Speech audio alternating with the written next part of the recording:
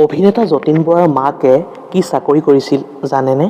অভিনেতা যতীন বৰাই ক'লে, মৰমৰ ডেষ্টিনীয়ে 16 বছৰত ভৰি দিলে। আশীৰ্বাদ কৰিব ডেষ্টিনীয়ে যে অনাগত দিনত আৰু সফলতা লাভ কৰে। আমাৰ চেনেলৰ তৰফৰ পৰাও ডেষ্টিনীক হিয়া ভৰা শুভেচ্ছা জনালোঁ।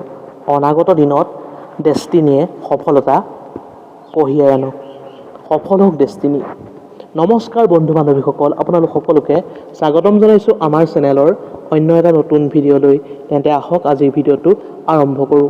অনুগ্ৰহ কৰি প্ৰথমৰ পৰা শেষলৈকে ভিডিঅ'টো অলপো স্কিপ নকৰাকৈ চাই থাকিব।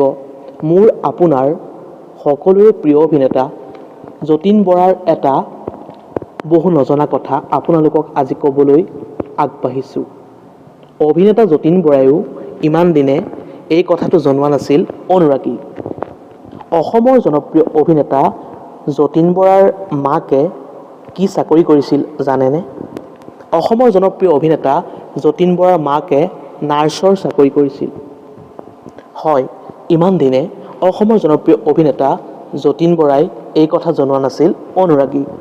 মোৰ আপোনাৰ প্ৰিয় অভিনেতা যতীন বৰাই শেহতীয়াকৈ আন্তৰ্জাতিক নাৰ্ছ দিৱসৰ দিনা এই কথা অসমবাসীক জনাইছে।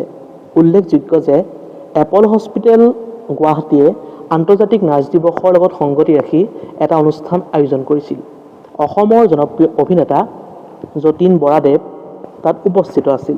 এতিয়া জানো আহকচোন 16 বছৰীয়া ডেষ্টিনী কোন? ডেষ্টিনী হ'ল 2008 চনত প্ৰতিষ্ঠা হোৱা ৰাজ্যৰ এডভাৰটাইজিং আৰু প্ৰিণ্টিং জগতৰ অন্যতম প্ৰতিষ্ঠান। 16 বছৰ সম্পূৰ্ণ কৰিলে ডেষ্টিনী প্ৰতিষ্ঠানে। আমিও আমাৰ চেনেলৰ তৰফৰ পৰা ডেষ্টিনীক যাচিলোঁ অলেখ অযুত শুভকামনা। ডেষ্টিনী সফল হওক অনাগত দিনত আৰু সুন্দৰ কাম কৰি আগবাঢ়ি যাওক।